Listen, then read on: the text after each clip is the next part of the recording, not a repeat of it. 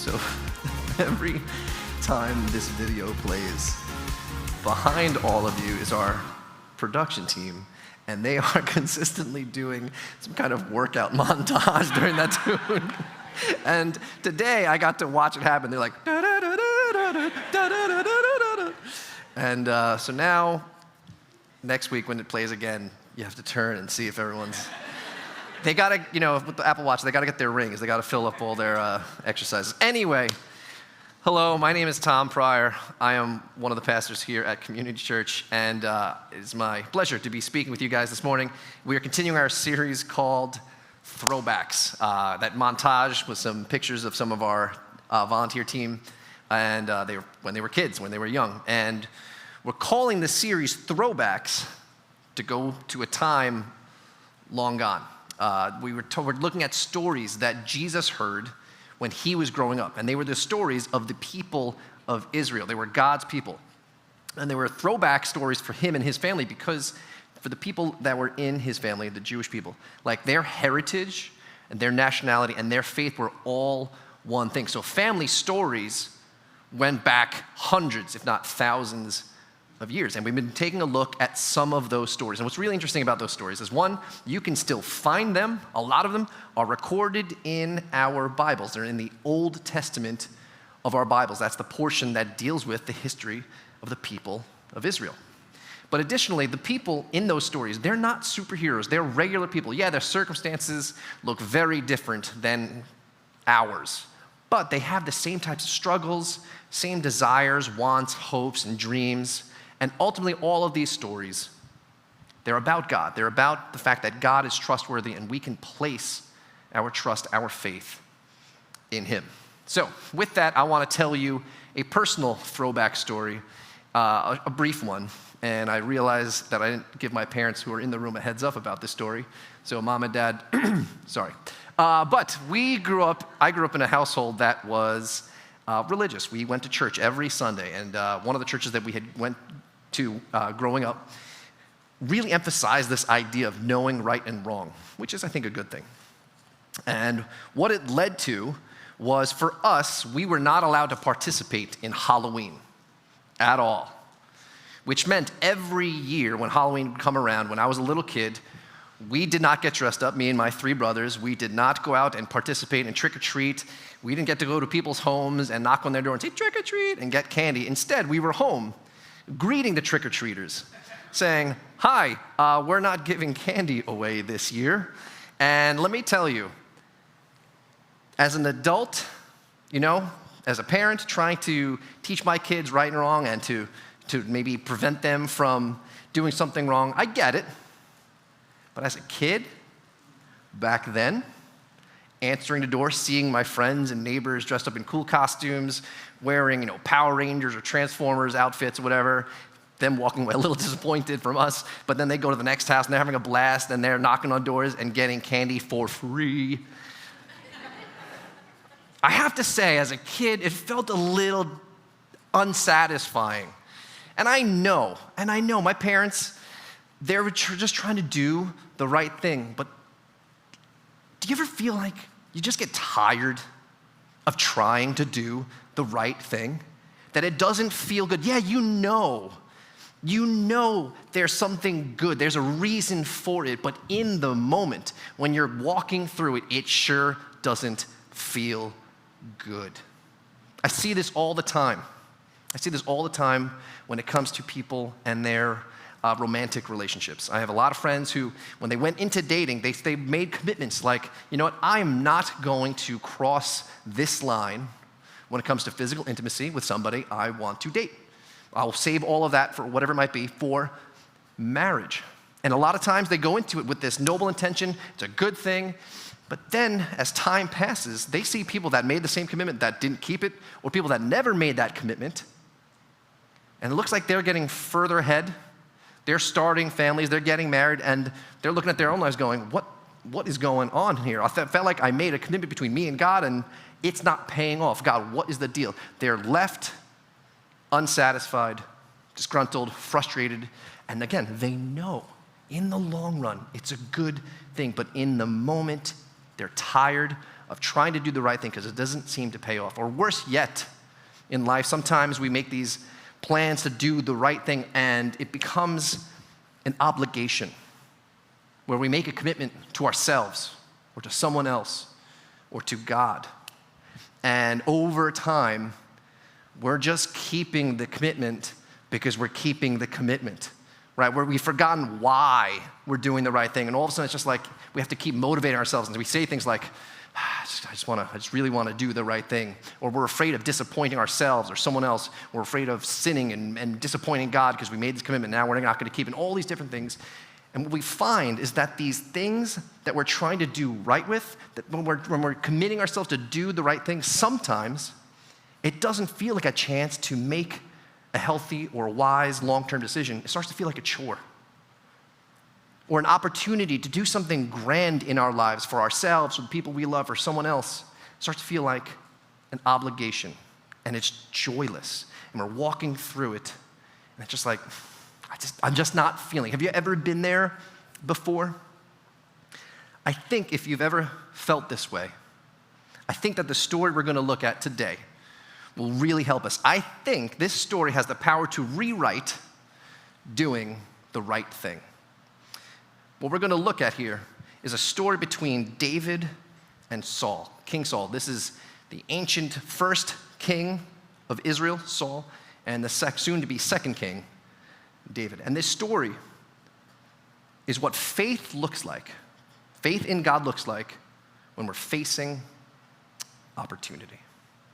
Now, before we jump into this, I need to give you some backstory on David and Saul. And if you were with us last week or you watched the message online, we kind of started talking a little bit about David and Saul, but we kind of need to rewind the clocks a little bit more. You see, Saul was the first king of Israel. There was a time where Israel was just a group of families and tribes, and they were unified under the banner of serving God. But they got frustrated looking around at the other people of the world and going they have a kingdom, and they have somebody that leads them, and really God was supposed to be their king, but they just got disgruntled with it, and they were we kind of want a king. So God was okay, fine, we'll give you a king. And they got Saul, and for a while it was great. But then he messed things up. And I won't get into that because there's a lot there. But he really, really, really messed up. And he became essentially disqualified. And God was hey, buddy, you messed things up really bad. I'm going to have to replace you. And then secretly, David is selected to be the next king. But there is this weird time where both kings, one current king and one king-to-be, were both alive. And they interacted and they came together at times. One of those times was with David and Goliath. David was a young man. He was a teenager, but in their eyes, he was a young man. He was a shepherd boy, essentially. He would just take care of sheep. He was serving his father's household when there was this conflict with the Philistines, the sworn enemy of Israel at that time. And they had this huge warrior named Goliath. He was really imposing and terrifying. And David, this young little punk of a kid, was I'm going to fight this guy. And he wins. And this kicks off a chain reaction of events. And it started putting David and Saul, maybe not personally, but in terms of position and everything, at odds. For a while, David was seen as the champion of Israel, a champion to the king Saul. And for a while, it was good. Saul's this guy's making us all look good. This is great. But what happened was David's popularity started to go up. Not just within the people that were in the military, but also the commoners, as well as the king's own court. And people started going, oh my gosh, Saul has killed his thousands, but David, he's killed tens of thousands. And that didn't please Saul.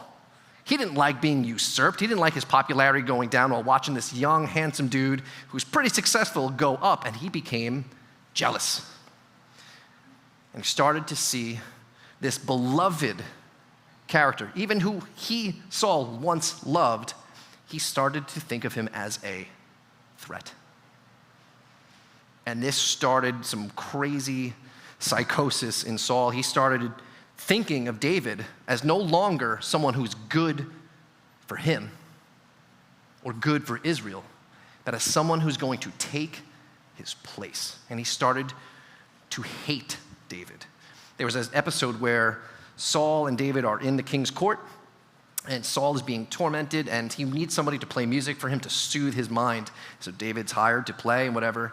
And this happened more than once, but then Saul starts looking at David and starts churning these thoughts, and he takes a spear, because he's allowed to do this because he was the king, and hurled it at David, trying to skewer him, trying to get rid of him. And David, with his quick feet, was like, not happening today, and he dodged the spear. And this happened more than once.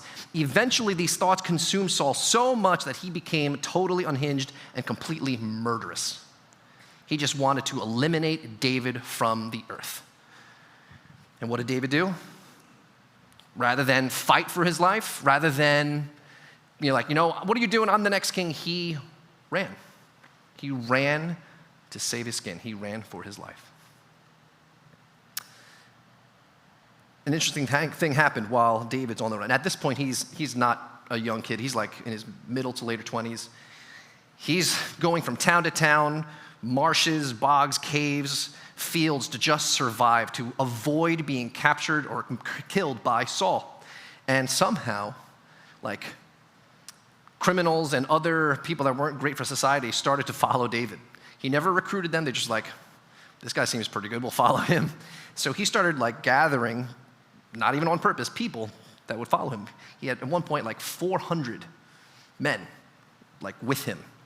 And now they're traveling together, sometimes even hanging out with their sworn enemy, the Philistines, just to survive, not the Philistines, but Saul, the king. And we fast forward, now it's been 4 years. 4 years of being on the run, 1,200 plus days and nights of fleeing for their lives, just trying to keep their heads attached to their bodies. When we pick up on this scene, this is found in 1 Samuel. It says this. It says, after Saul and his army returned from pursuing the Philistines, their enemy, he was told that David is in the desert of En-Gedi. Basically, he's not far away, and Saul's like, oh, perfect. So what does he do? He gathers his 3,000 able young men from all Israel and set out to look for David and his men near the crags of the wild goats. That's just an area where there was lots of rock faces and cliffs, whatever, and turns out there was wild goats. It's pretty cool. All right, so this number here, this 3,000 men, this was not a small amount of people.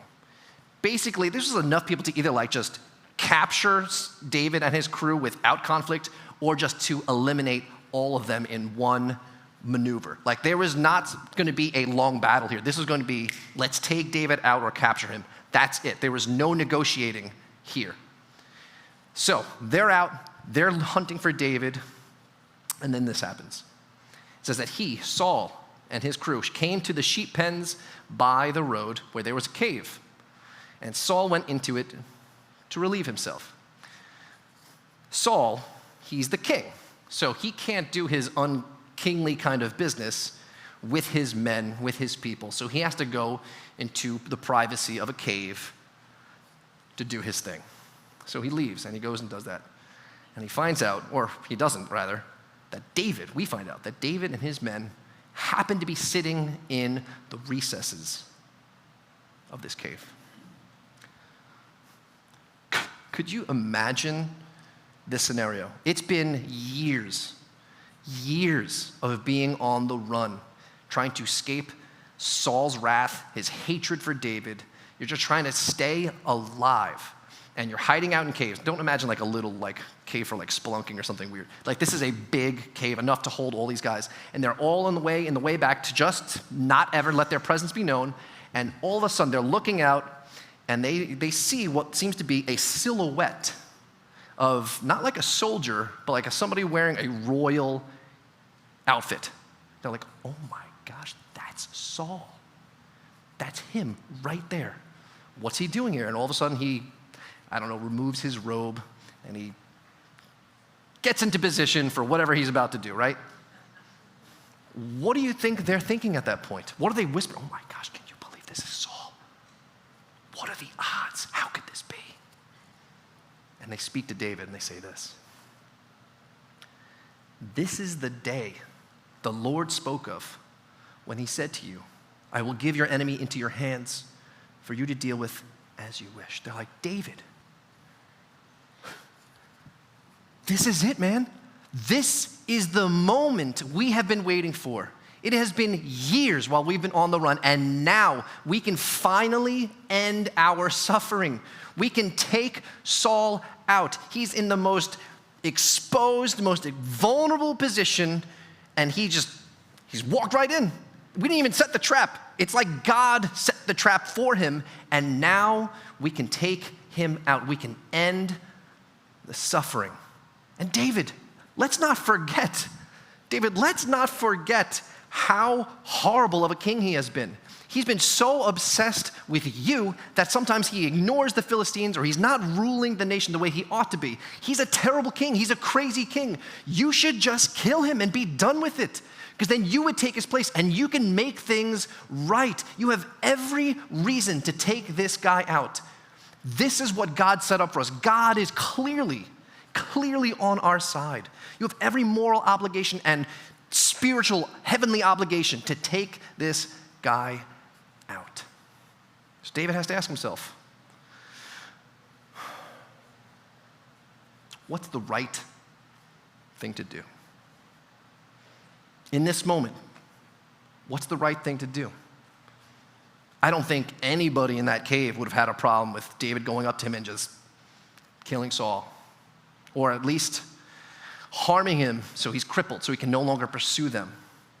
Or maybe just capturing Saul. Maybe they don't want to harm him, right? Maybe they just take him captive and he can live out the rest of his days as David's prisoner.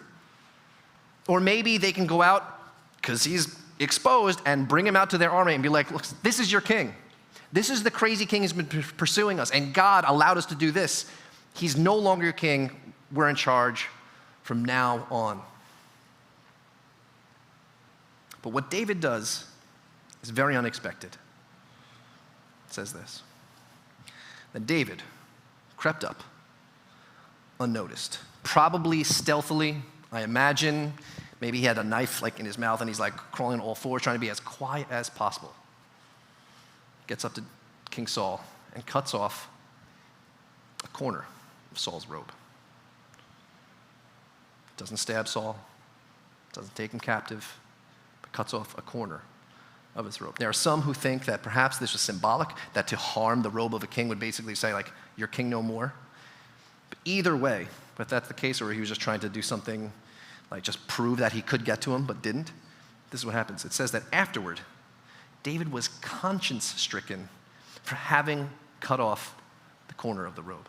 Just even harming the dude's robe while he's in his most vulnerable state was too much for David. It bothered him too much. And then he turns to his men. He goes back to them, crawls back, whatever it might be, and he says to them this. He says, "The Lord forbid that I should do such a thing to my Lord, the king, the Lord's anointed, the Lord's chosen." To be anointed meant they poured oil on a person's head. That's how Saul was selected. That's how he knew he was supposed to be king.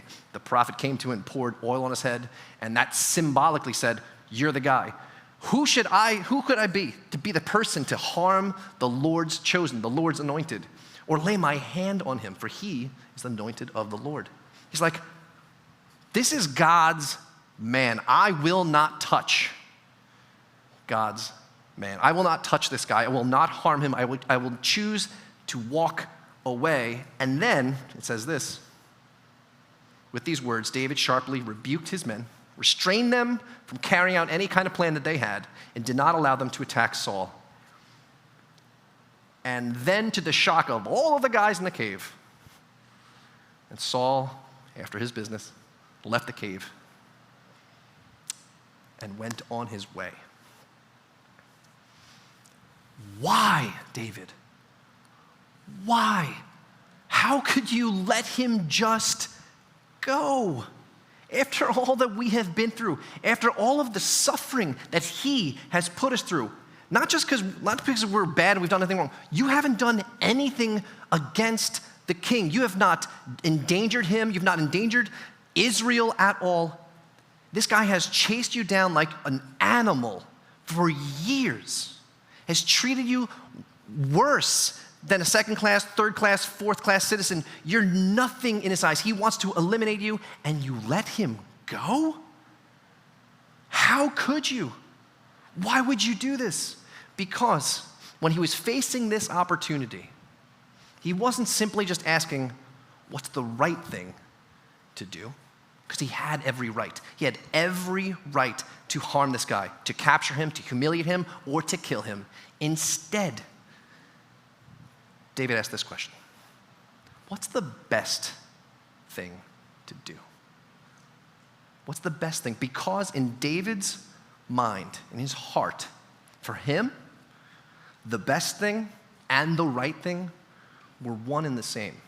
If you ever look at the poetry and the songs and the things that David put together that we have in the Bible, in the book called Psalms, he's always asking God, show me what you want me to do.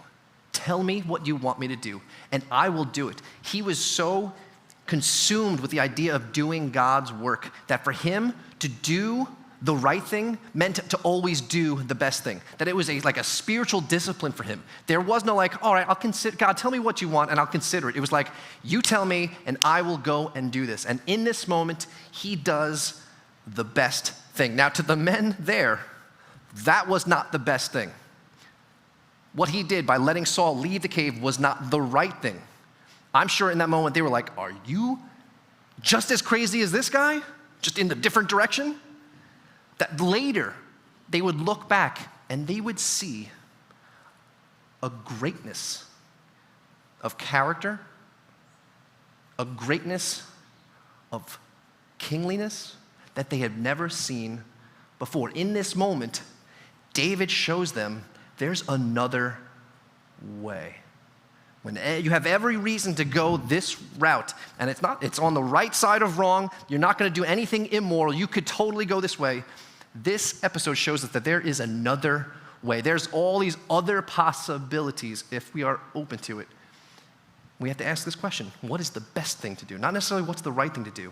And another way to word this is, what's the story that I want to tell? I think for David, this is probably a question he would ask of himself a lot. Now, to be fair, he did not always get it right. There are times where he messed up, but there's a lot of times where he did things really, really incredibly well.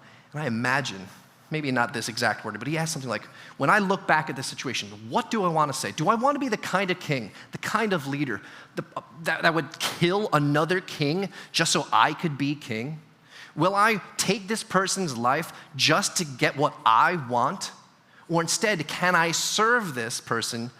Can I serve my people in a different manner and demonstrate that I don't have to just pick what the right thing to do is? I can actually do something way beyond that. I can go into the category of beautiful, into amazing, into greatness, rather than simply what is right, what is permissible, what is okay, what no one's going to have a problem with, where I don't have to feel guilty. I'm not just trying to avoid guilt. I want to do something incredible over here. So he chooses differently. And I think for a lot of us, this can change the way we go about our decision making. This can totally change the way we think about our options. For me, I know as a husband and as a parent that I don't want to raise my voice at home. I'm not great at not raising my voice, but I know that like yelling isn't the right thing to do. But if you've ever seen my kids, no, but like it's hard because over time, right, you get worn away at, and eventually you're just like, I've had enough. Stop. Just listen to what I say because I know best and I'm in charge and I'm so big and strong and whatever. Like it's very hard. But what if instead, in my clearer moments, rather than just simply telling them what I want from them, which I have all the right to do, even if I'm not yelling, like it's totally whatever, what if instead I chose the best thing and I literally got down to their level and entered their world and spoke to them and said, hey, I know this isn't going great, and I can, talk to them, and I choose differently. What if you're in a marriage where you're feeling like this isn't going great, and you've tried to do the right thing. You've tried to be, open and available and listening and sharing and talking, but sometimes the stress gets to be too much, and you clash, and there's yelling, and you're like, I'm just trying to do the right thing. I just want to do the right thing, but it's so hard. I'm so tired. Instead, maybe there's another option altogether where you can go to a realm that is not about right or wrong, but maybe perhaps there's something beautiful that you could do. Perhaps you could go and serve this person and give without any care for what you receive, but you can give and love and pour out onto this person. What about people at work when it comes to trying to figure things out? Rather than just like avoiding them and trying to do the right thing by not talking bad, you go past that. Not just the right thing, but you go to like the best thing. What if you aim to, I don't know, bring cookies to that person? You aim to serve them. And I know this seems like, this is okay, really like touchy-feely, but what if we went and did what was best for people at our own expense? I think it could really change the outcomes. It could really change the way we feel about doing the right thing. You might be thinking, okay, that's pretty inspirational. Okay, I get the point of the story, but like, how? How did David do this? How was he able to just let 4+ years of being chased just go out the window? How could he do this? Well, the story does continue. It says, then David went out of the cave and called out to Saul. So after Saul was probably a relatively safe distance away from David and his men, because he didn't want them to attack him, he says, my lord, the king, hey, wait up. That must have been like, oh my gosh, what? Saul turns around and hears the voice of the guy he's been trying to pursue this whole time. And David says, today your own eyes see how the Lord delivered you, yes, this very day, into my hands in the cave. I want to let you know, some urged me to kill you, but I spared you. And then he goes on to explain, like, yeah, you've been chasing me all these years. You thought that I wanted to usurp you. You thought that I wanted to ruin your life and take the kingdom from you. There is no rebellion in me. I will not raise my hand against you. I will not. And then he says, may the Lord judge between the two of us. And this is the key. May the Lord judge, and may the Lord vindicate me over you, but my hand will not be against you. And he continues, you've heard the saying, as the old saying goes, from evildoers come evil deeds. But again, he repeats, my hand will not be against you. He concludes with this, may the Lord be our judge and arbiter. May he settle the dispute between me and you. May he see and arbitrate my case and deliver me from your hands. For David, dealing with Saul in that moment, that opportunity of a lifetime to take advantage of the situation and do what was right in everyone's eyes, was not enough, because it was an act of faith. To not harm Saul was an act of faith, because ultimately David's life wasn't in his own hands. David's life was not in Saul's hands, but rather his life was in God's hands. He trusted God to see him through. If God wanted David to be king, God would see that David would become king, and he would not do something like harming Saul to get there. Though he had every right as the future king, he had every right as a criminal of sorts, but not really because of the crazy king. He had every right to take Saul out, to capture him, to harm him, to humiliate him, and he chose not to, because it was an act of faith. He was relying on God to deliver him. His fate, his destiny, his future position as king wasn't of his own making. It was in God's hands. He trusted God for the outcome. He trusted God with his life. So next time you're facing opportunity, and I mean, how often are you being pursued by a king and you have the opportunity to have him come into the cave and to use the bathroom, and you're going to kill him? Right? That's not the point. The point is the next time you're facing opportunity to simply go with doing what's right. Perhaps we can choose what's best. I would love for each one of us, myself included, just to start asking this question. I've actually started saying this to my boy because of this message, my son Nathan. I was like, rather, the way he deals with his sister is he is patient for as long as he can be, and then he snaps, and he's like, Amelia. I'm like, I get it. She could be really difficult. I'm like, Nathan, rather than simply trying not to yell at her, which would be right, what's the best thing you can do for her?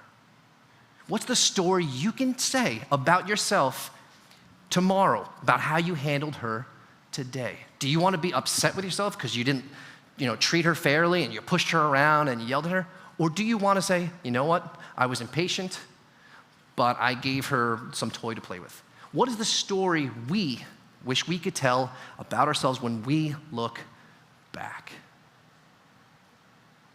And I know this is tricky, because just like for David, oftentimes it's an act of faith. But ultimately, your lives, my life, they're not in our own hands. They're not in those who oppose us and are difficult with us. They're in God's hands. So, I hope that you will see that you have a whole set of options that are very different than simply just what's right and what's not right, but rather there's this whole category that is beautiful, amazing, because we can trust God to deliver us.